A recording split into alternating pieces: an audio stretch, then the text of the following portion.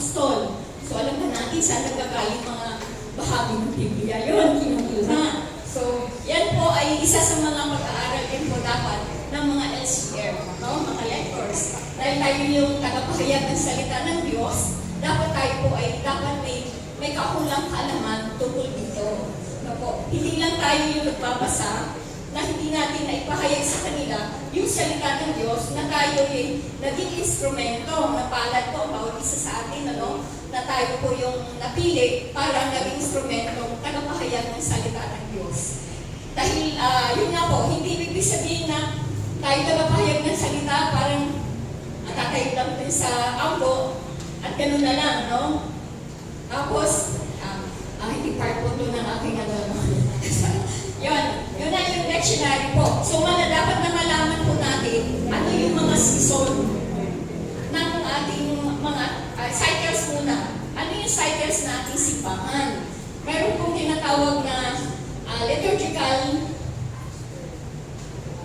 ritual cycles, ano? May cycle A, B, and C. No, dapat alam natin yon. Kasi kung hindi natin alam yon, hindi natin makikita doon sa pagkahanap natin doon sa lectionary. So, ano pa po? Yung mismong liturgical calendar. Ano ba yung liturgical calendar na pina-follow po ng ating simbahan? Siyempre po, sabi nga doon sa na ang lahat ng cycle A, B, C ito ay nag-start ng Advent season. So, ano ba yun? Ito po yung Advent season po, ano? Ang Advent season ay nag-start after mismo ng kapistahan ng Christ King. No? So, yung Advent season ay 4 na linggo. So, yung 4 na linggo, sa kulay naman po ay maano natin na kulay violet. Ito yung paghahanda sa Pasko ng pagsilang ng ating Panginoon. Ano? Kaya ang kasunod po doon sa season ay Christmas, no? Yung pagsilang. Kaya, ibig sabihin po, sa Advent po, makikita natin ano ba yung hudyat na ito ay Advento na. Makikita natin yung mayroong tayong Advent tree o unang pag-Advento. So, mayroong 4 na kandila. Ang 4 na kandila, na kung saan po yung 3 ay violet, yung isa naman ay pink. So, sa lumang na po, na ang 4 na kandila ay simbolo sa 4 na raang taong paghahanda ng pagdating ng manunubos. At sa atin ngayon ay 4 na linggo ng paghahanda sa pagsilang ng ating Panginoon. Parihilan din po, no? 4 na linggo, 4 na raang taon. Yan. So, yung third, pang-katlong kandila na pink, pink, sisindihan, ito na may hudyat na malapit na ang pagdating ng ating inaantay. So, yung pagsilang. So, 4 na linggo. So, kasunod na season ay yung Christmas season. Dito yung pagsilang sa mundo ng ating mahal na Panginoon Jesucristo. So, ano ang kulay? Pwedeng white, gold, at silver. No? So, sa ilalim po ng Christmas season, may mga kapistahan. Pwede yung isang yung isang liturgy. Ayan, Ayan, ito. Ilang natin makita, no? Yung babasa nung yan. Yung unang martyr, si San Esteban, no? Yung namatay na binato sa namatay siya sa pamagitan ng pagbato. Siya yung unang martyr ng simbahan. Tapos yung St. John 27, John the Evangelist. Kasi ang bukas ay sa Monday ay si John Baptist. Si John Evangelist yan. Ano po? Tapos yung Holy Innocents. Yan. Yung pinagluloko natin pag nagluloko, yung pala Innocents Day. Doon po yung nasira yung ibig ko. Niloko ako. Hinabol ko, nagtatapa ako. Kaya hindi ko malimutan yung Innocents Day. Yan. So, dito din po, nasa ilalim po ng kapistahan ng pagsilang ay ang Holy Family. Ang celebration natin po ay every last Sunday of the month. Ano po? Yung Holy Family. Tapos yung kasunod po ay yung sa panahon pa rin ng Pasko ay nasa ilalim po yung Mother Mary of God, January 1. Hindi po New Year ang ating siniselebrate po, kundi Mother of God, pagiging ina ni Maria. Yun po yung ating siniselebrate pag New Year. Ang akala po ng karamihan, tapong January 1 ay New Year. Sineselebrate natin na yung birthday po. Ang pinakamagandang celebration po ay si Maria bilang ina ng Diyos. Tapos, susunod po ay Epiphany. Ito po yung dati po, ang sineselebrate natin dito ay yung sinasabing Three Kings. Ngayon po ay sinasabi na ang Epiphany o yung pagpakakita, sa banal na sanggol. Kaya yun po yun. Tapos po, kasunod po noon, ng Epiphany ay baptism, baptism ng ating mahal na Panginoon, na ito po ay hudyan din na tapos na ang panahon ng Kapaskuhan. Papasok na tayo doon sa karaniwang panahon. Yan po. Sa tayo karaniwang panahon. An ordinary time. So, hudyan po kaya, halimbawa po yung ating mga dekorasyon. Dapat po pag baptism na po, wala na po dekorasyon kasi ordinary time na po tayo. Kaya yung kulay din, pati yung mother water, kung mga mother water dapat, green na po yung ng smell ng bali o kaya yung sa altar. So, January, ang ordinary time po, hindi ibig sabihin na hindi siya mahalaga. Kasi ordinary. Ngunit ang ordinary po ay paanyaya sa ating lahat na dapat palagingin natin ang ating pananampalatayang Katoliko, ating pananampalataya. Paano? Sa pagninilay ng banal na Eucharistia, sa mga misteryo ng buhay ng ating mahal na Panginoon.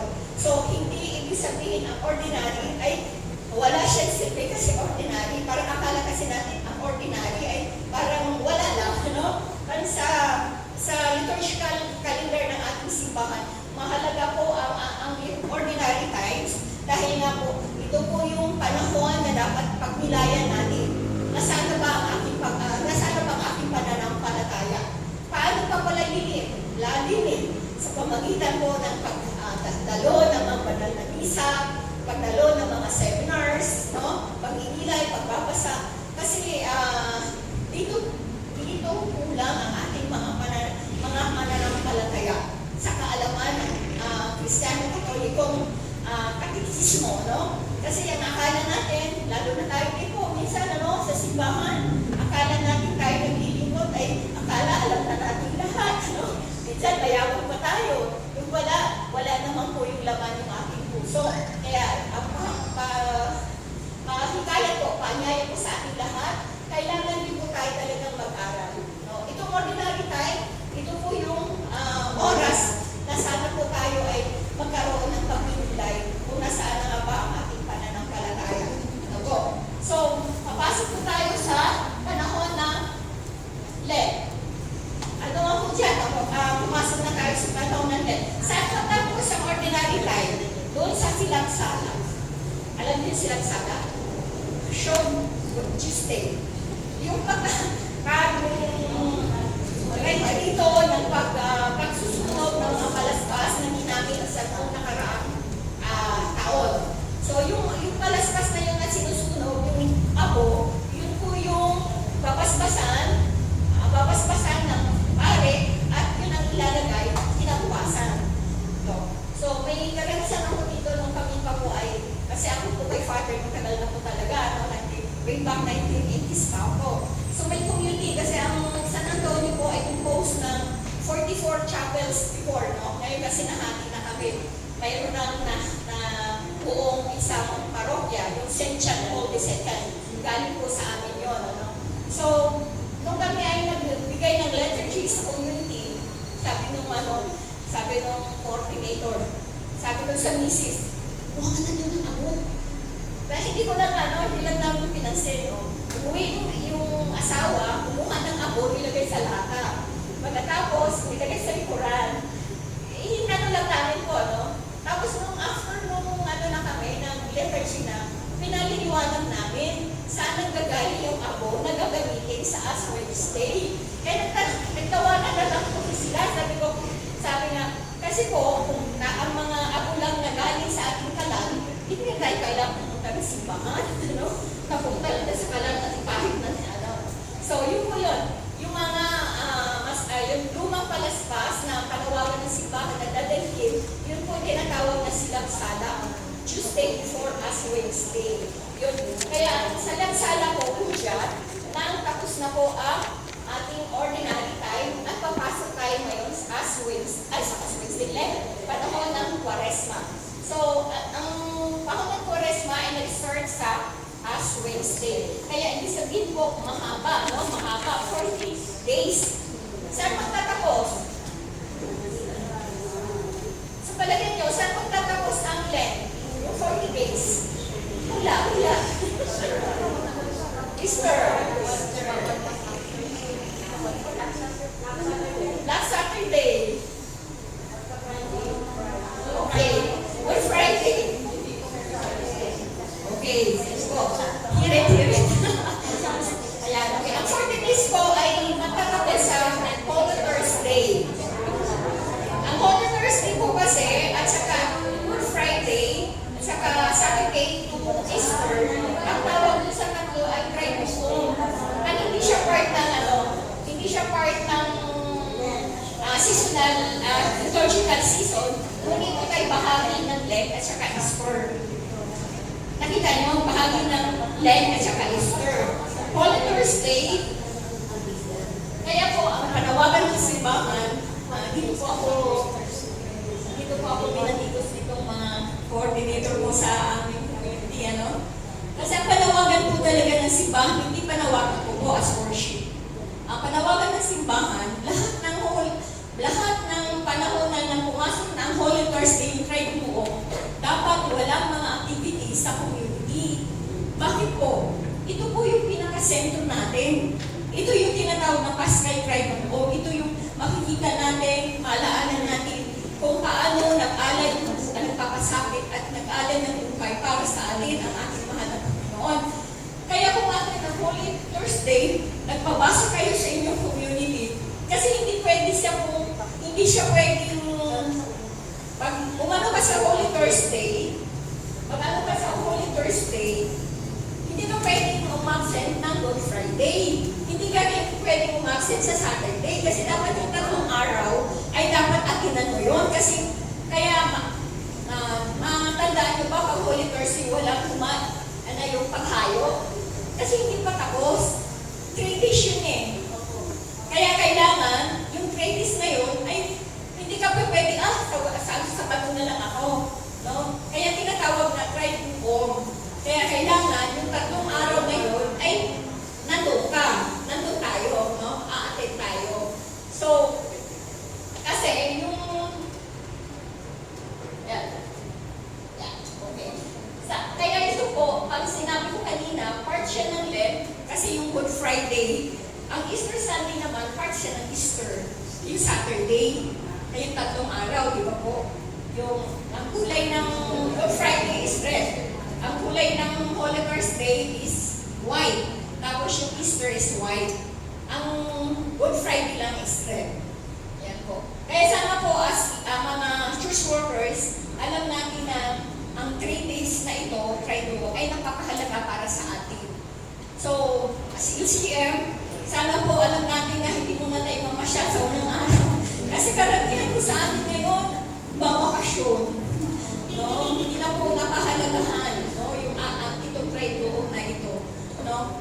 Kaya nung as worship head ako, talagang in-emphasize ko po sa mga community coordinators, paano natin madala ang ating mga kapwa mananampalataya na tayo mismo ay hindi din alam ang kahalagahan ng sinasabing Triduum. Kasi kung tayo makinig sa paliwanag ng kaparian, yung sermon ng pari, napakahalaga.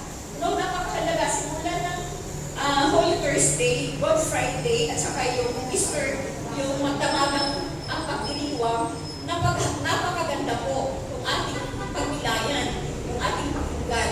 Napakaganda. So, siya na po, sabi ko nga, as worship head sa amin, talaga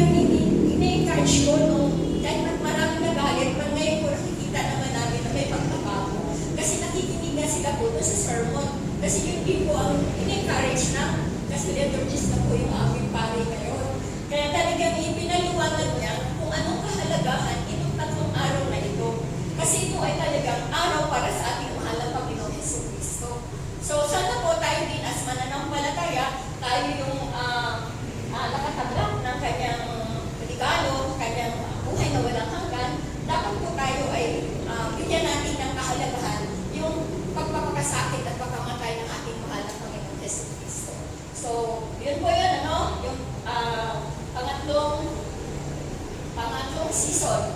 Pang-apat na pala. Ay, hindi, tatlong season lang po. Advent, Christmas, Ordinary, at saka yung Lent. So, pasok po tayo dun sa Easter, no? Yung muling pagkabuhay. Yung sa hindi po, hindi mahalaga, ay hindi, parehong mahalaga, no? Ngunit mas mahalaga yung magdamagang pagdiriwang ng Easter kaysa sa lunggo. Sa amin kasi, ang daming dumadalo sa salubong. Kasi nga ayaw nila ng Easter, magdamagang pagdiriwang ng Easter. Kasi ang haba-haba, no? 7 readings yung ay 9 readings. Yung iba kasi 5 lang. Pag kami, ang inan namin ay yung 9 readings. Yung 7, plus yung sulat. Kaya yun ay 9 readings na po. Bali, napakahaba po talaga. So, ngunit po, kung talaga po, talagang umagay po tayo na buhay tayo, napakaganda. Kasi dito din po ay ginaganap yung adult baptism. No, yung mayroon din, kailangan pala yun. Kung hindi ako naging liturgy head din ng worship, hindi ko alam na kailangan pala talaga sa Easter, yung adult baptism, kailangan talaga sa pagdiriwang ng Sabado ng magdamag ng pagdiriwang. So, yun po yun. Kaya medyo mahaba po rin yung Easter season natin.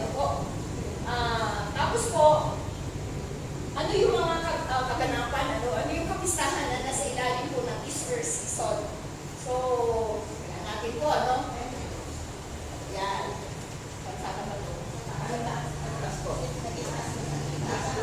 Easter, ayan. Yung Pentecost Sunday. Ang Pentecost Sunday, siguro na po alam natin, ito po yung karawan ng ating simbahan.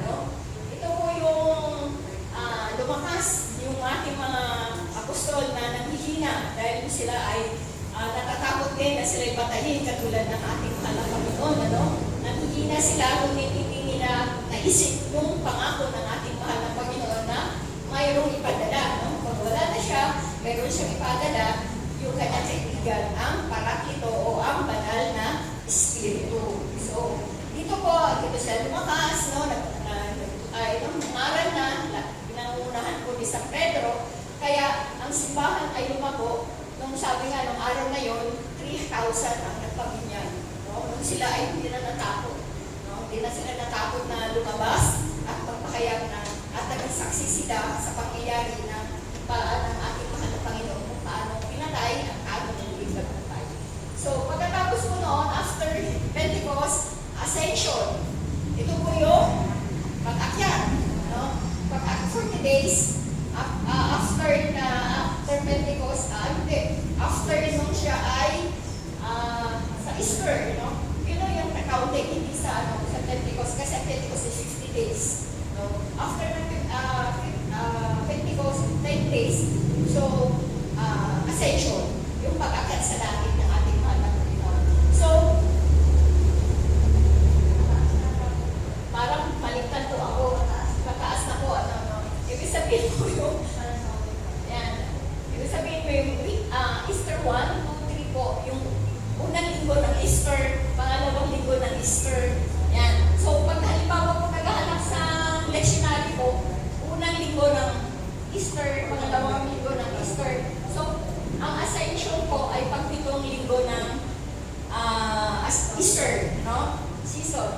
Tapos, pag-8 yung Pentecost, hindi ko lang sure po kasi ito po ay medyo matagal na rin po yung resources na ito. Ang lectionary po kasi ilang beses na rin po ay nire-revise. Wala pong ibig sabihin po, kung mayroon mang isang linggo lang po ang diferensya. So, basta ito po yung takbo. Ito po yung Easter 1, week 1 ng Easter, week 2 ng Easter. Ito po yun. So, maano natin na ilang week pa bago ang Ascension, tapos yung Pentecost. Parang balikan pala ako. Ascension muna at Pentecost. Sorry po, mali. Mali po. Ascension muna bago ang Pentecost. Mali po. Sorry po, Eris ko yun Pentecost muna po, 40 days. 40 days muna, Ascension muna, bago Pentecost. Kasi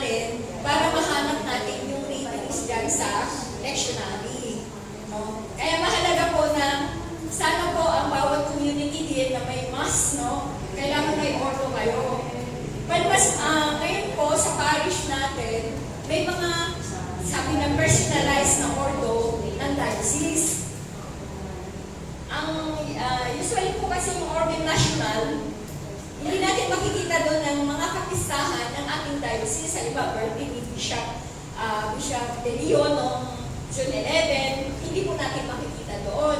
Pag yung personalized na ordo ng ating diocese, lahat ng kapistahan nandoon. So, kung halimbawa po, alam ko limitado lang din po, may parish lang po ata ang distribution ng ordo. No? Pag may ordo kung national na nabibili, so, mga 3 plus lang ata, kasi dati 100 lang po, nung panahon pa lang, 100 lang. Ngayon ata, 330 na ata, isang, maliit lang po yung national 350, yan, 350 daw po, no? So, yun po yung, mas mahalaga po yung ordo sa paghahanap. Yan na, kahit na may lectionary tayo, tapos wala naman tayong source kung ano ba yung babasahin natin o hahanapin, hindi natin mahanap kasi doon na lang sa cycle, kung hindi mo alam. Kasi nakalagay doon sa release ng every Sunday, mayroong ABC. Kaya tinanong ko kanina kung ano bang cycle natin ngayon. So, cycle B, ang readings ay hahanapin doon sa cycle B. Sunday readings ko Sunday readings. Yun. So, tanong po ang kailangan may ordo. Ang gospel book naman hindi required required ba ng community, no?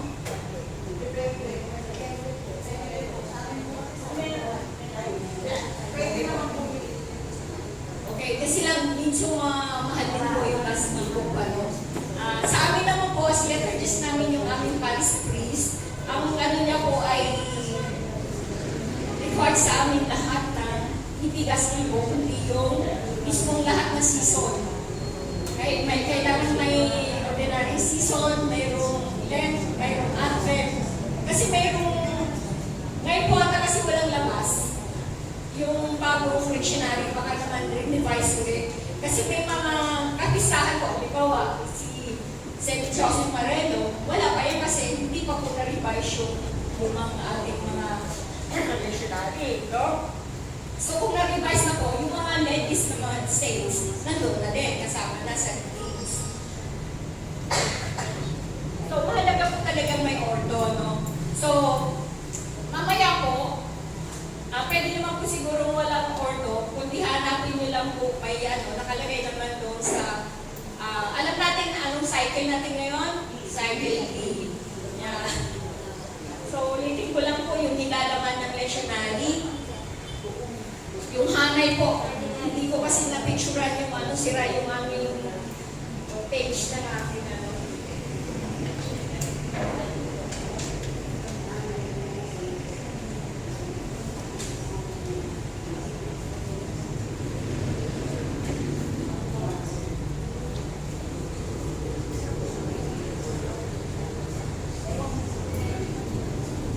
Ang photo po ay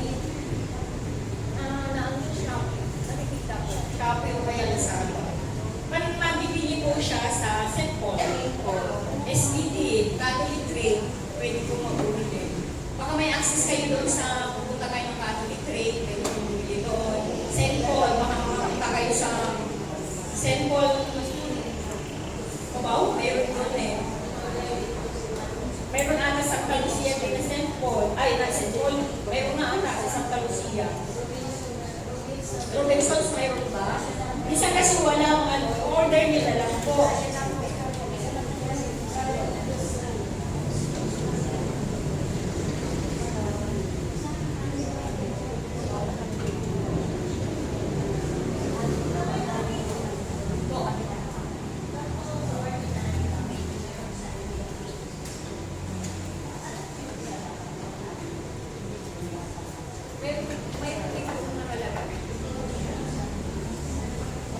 Nakalagay din doon sa left, ABC din, Sunday, sa Sunday. May ligo ng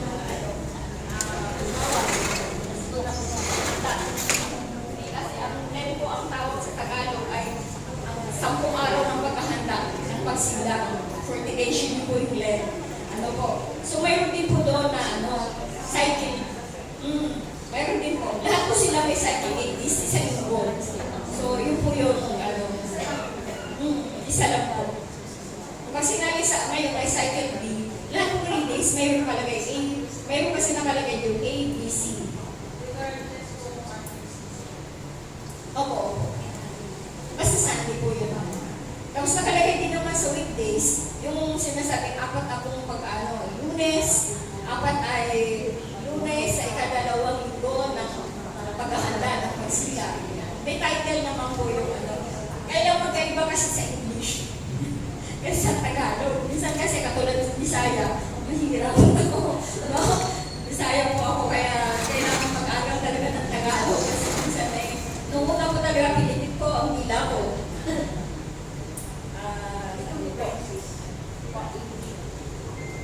Ay, opo. 24. Wala pong Tagalog po. English po siya. Ay, mayroon ba? Ay, check nyo rin po kung Catholic po ha. Ayan. Pag Catholic po, walang problema. Basta sa Google po, palaging ilagay yung Catholic. Para hindi kayo ma-mislead. Kasi minsan may mga iba po ang ano, pero hindi sila. Hindi lang tayo. Oh? Wala lang. Basta pag ano, meron din silang gabay na para sa sambahan. Kailangan, sure lang tayo, palagi maghahanap is Catholic. Ito po yung ano, sayang pala to, ano, hindi ko naipatay kay Sister Mike. Ito po yung para malaman yung hanay mismo sa, kung ano hanay sa ating season, yun din ang hanay ng lectionary. Tingnan mo, Sister. Yan, mga pagbasa para sa araw ng linggo, nakalagay ko dyan. Sige, pagkano po kayo? Volume 1. Volume 1 po. Pwede naman to. Pag Sunday, meron din. Sige po. Ito po yung sinasabi sa una dyan, nakalagay po, ang mga araw na mahalagang pagdiriwang ng simbahan.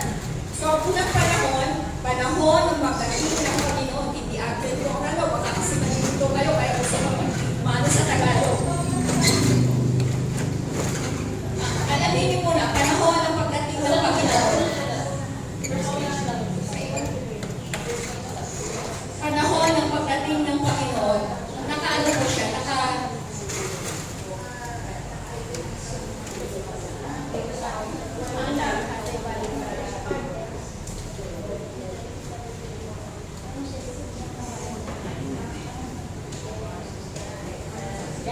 ang nakalagay dyan po ay panahon ng pagdating ng Panginoon. Tapos nakalagay ABC. Malaking letra po yung A, Ka, at saka Ba. Ba at saka Ka. Yan, di ba mo?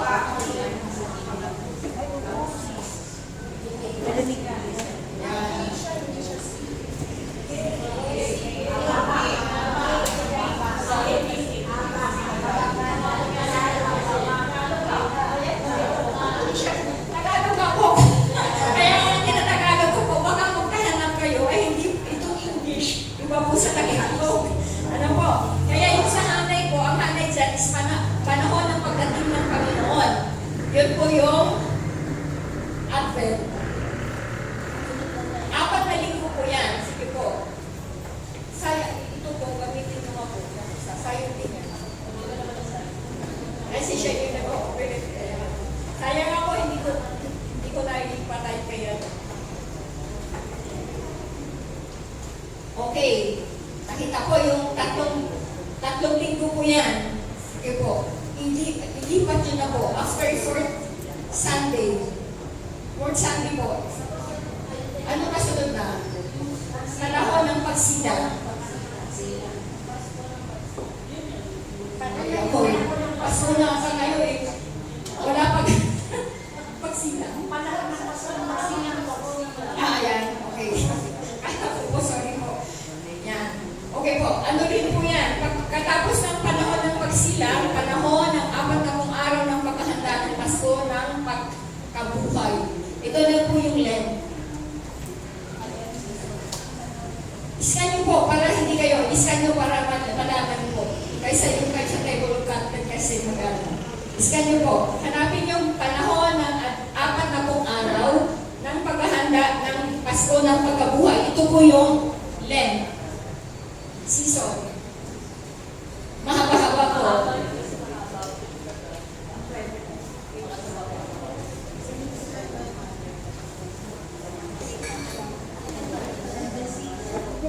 Ayan po, nakita na yung panahon ng 40 araw maghahanda. Sige po. Sige, ano nyo po kung ilang linggo. Ang kasunod na ay paghahanda para sa Pasko ng Pagkabuhay. Mahaba-haba po yan. Tingnan nyo po. Mahaba po yung Lent, mahaba po yung Easter. Bago po muna, makita nyo lang po yung Holy Thursday. Huling hapunan.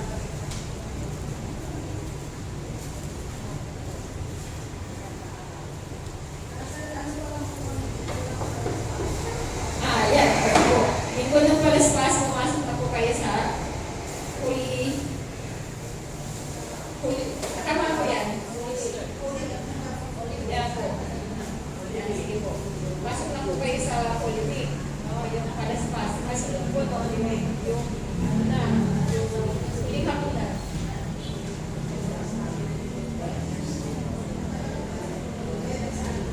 Yan. Yun ang start po ng triangle. Nasaan po kayo sa store?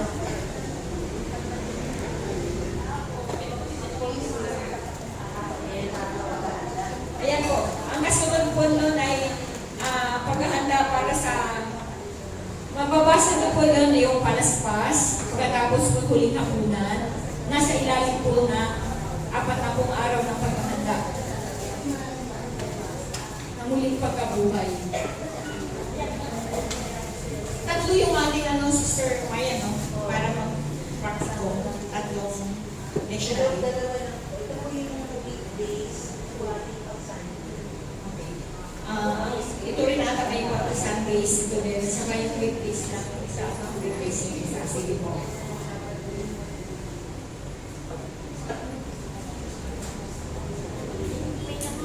Okay po. Yan po ano, no? Ang paghahanda ng Pasko ng Pagkabuhay, ito yung ang tatlong araw ng pagdiriwang sa pagpapakasakit at pagkabuhay ng Panginoon ng Pasko ng Muling Pagkabuhay. Ito po yung kanina nag-start ng huling hapunan, Huwebes Santo. Ano po? Yun yung tatlong araw, no?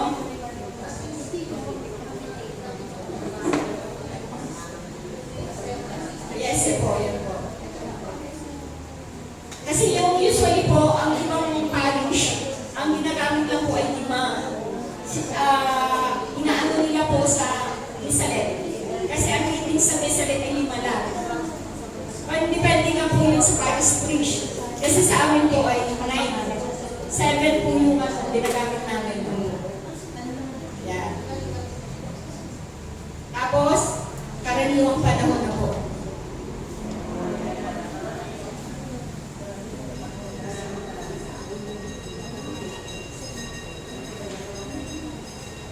Mahaba pa po yun kasi mayroon pa ano yan eh, yung dramatization. Opo, diretso po. Ang huli po ng Pentecost ay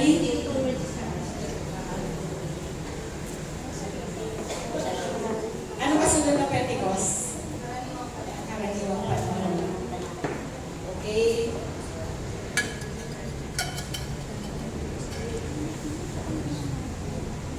Ngayon po, mayroon pong mga dakilang kapistahan nasa ilalim ng karaniwang panahon. Ito po ang hirap hanapin minsan, lalo na hindi natin alam. No? Ito po yung tawag nito, kapistahan na dakilang ngayon ng karaniwang pasunod ng Pentecostes. Kapistahan ng 3 persona ng iisang Diyos, banal na sang tatlo. Yan. Kahit tandaan niyo po, kasi minsan yung po ay nahihirapang maghanap kasi wala po siya doon sa kasunod ng ano. At saka yung kapistahan ng dugo, katawan ng dugo ng Kristo. So, yun yun sa kasunod ng Pentecostes.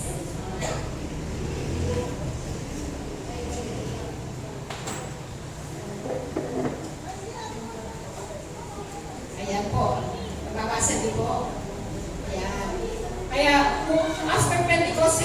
doon po makahanap natin yung pagdasin na nasa sa karaniwang panahon at saka yung sa Easter.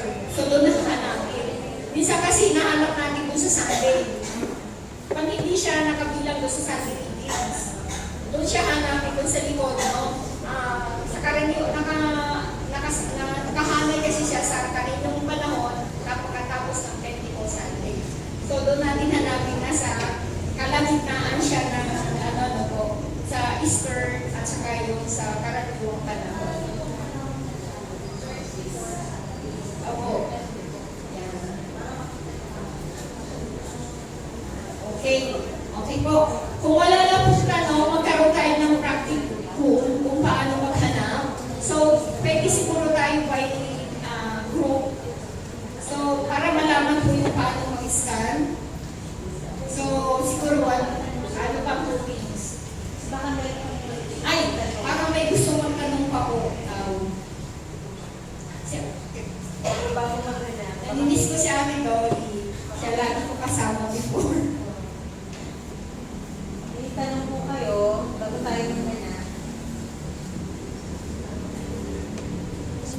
Yung tanong po to, walang po dun sa joke. So, basta kapisaduhin po yung ang mahalaga po, kapisado na yung saging, mahalaga din yung cycle. Kasi hindi natin mahanap, hindi nyo alam po anong cycle. Kasi takbo ang cycle po.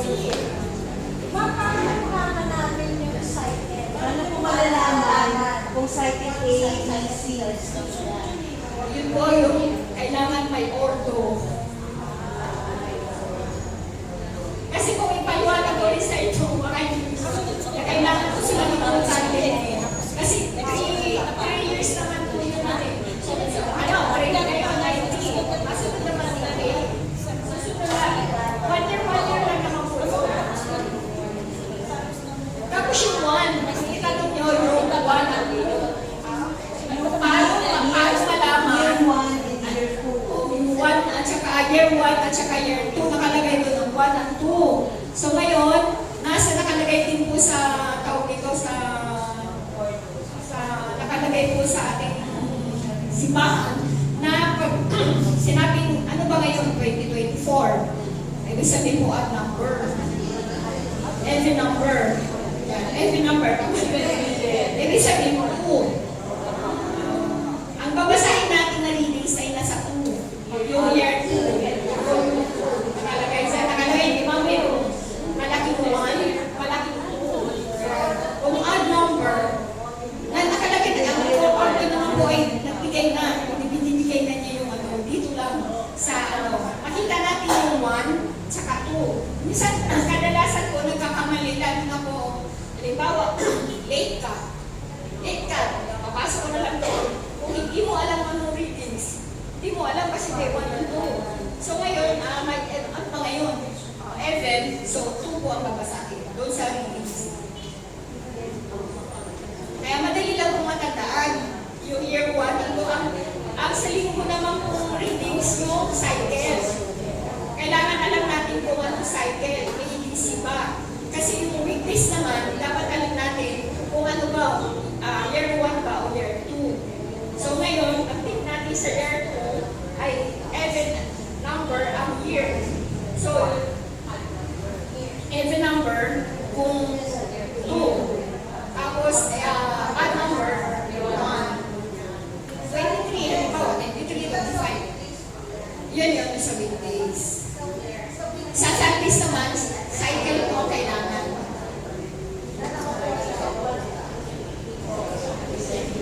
Tingnan sa ordo.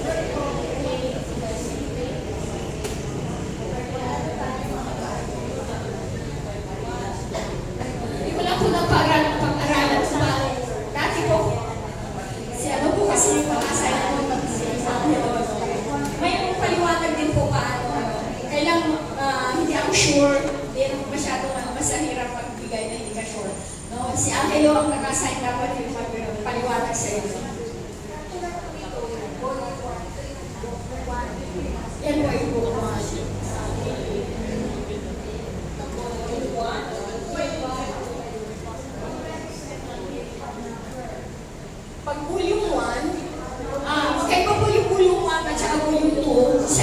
sa year 2. Magkaiba po, no? Kasi yung year 1 at 2, doon yung sa reading, sa weekdays. Ang volume 1 at 2, sa lectionary. Kasi ang laman po ng volume 1 ng salita ng Diyos, ito po yung daily masses,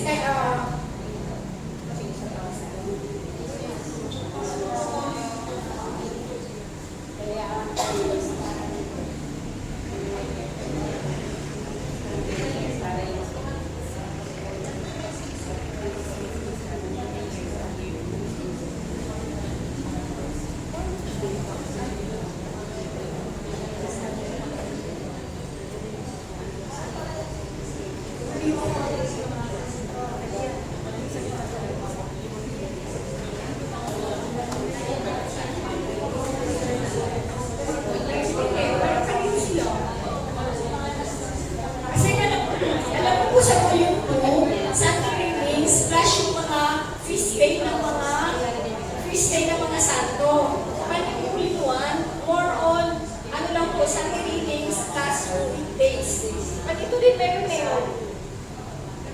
Parang pareho po ito sa St. Augustine. Pagi buong volume 1 and 2 ay nandito na. Kasi meron dito, Bishop, San Nicolas.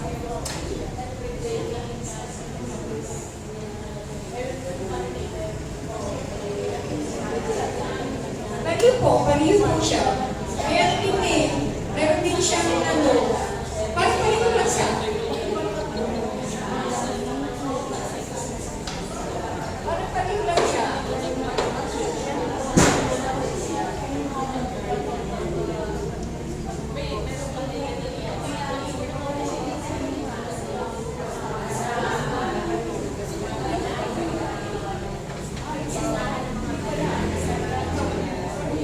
Kasi kami sa Pilipinas,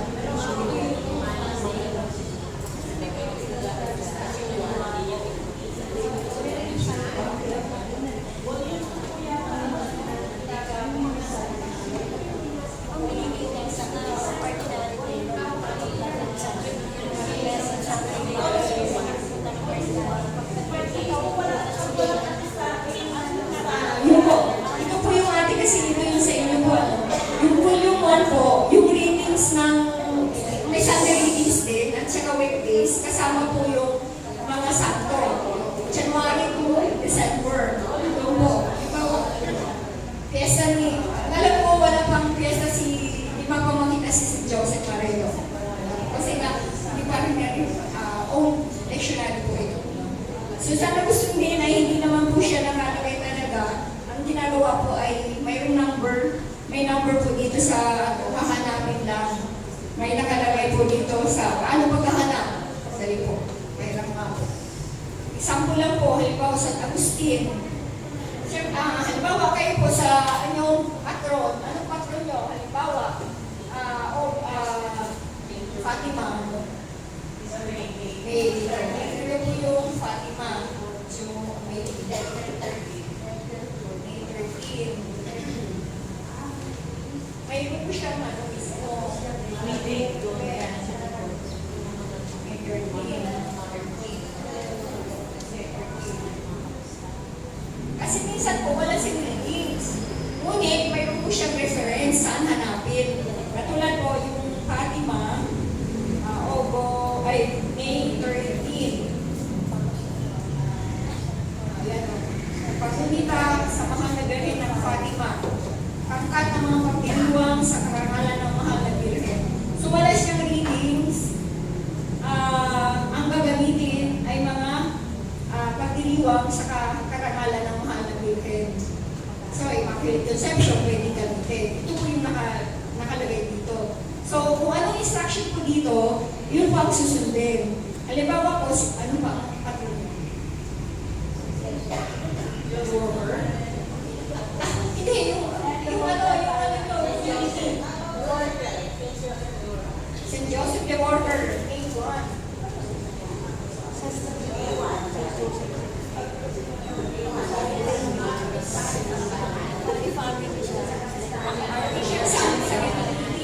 Full family community ko eh. May 1, San Jose Manggagawa. May sarili siyang meetings. Ano pesa niyo?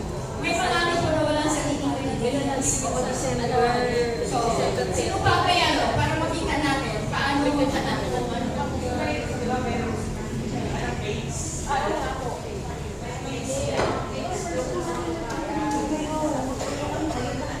Katulad po ni Sammy, San Reo, at San Artemis ng Martir. Mga Martir. Wala po siya sa Philippines. Nakalagay dito po, unang pagbasa. Hahanapin po siya dito. Hahanapin po siya. Nakalagay dito, unang pagbasa bilang 739, number 2. So, hahanapin po dito.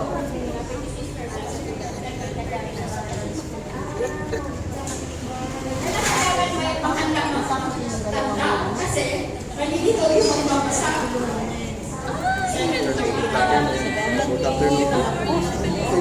Thank you po, thank you po. Salamat po. Attend.